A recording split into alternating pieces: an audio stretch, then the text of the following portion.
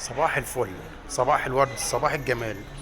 في مفاجأة جميلة جدا جدا هقول لكم عليها، هتنفع كل حد ما يرميش بنطلون جينز قديم عنده. بصوا المفاجأة دي،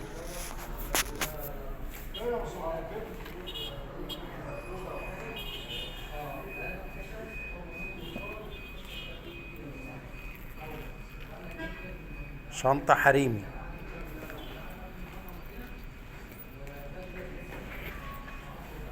بنطلون جينز اهو. ايه رأيكم في المفاجأة دي؟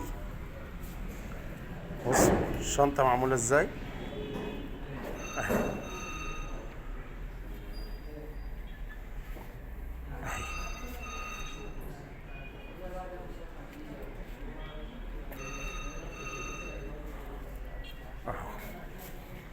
بصوا ايه رأيكم بقى؟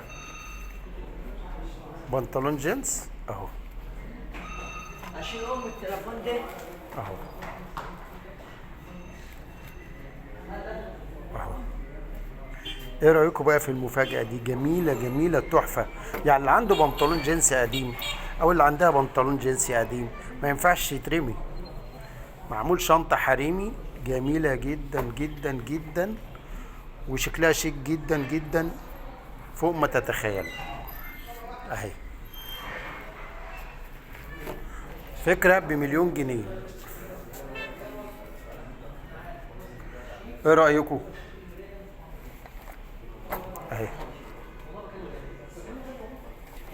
اهي.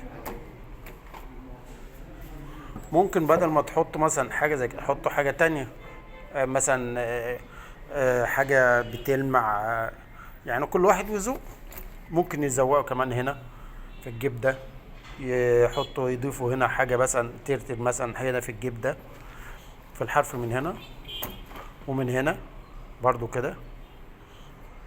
حاجات يعني فكره جميله جدا جدا جدا عجبتني، فقلت ايه اوريها لكم تبقى مفيده. ايه رايكم؟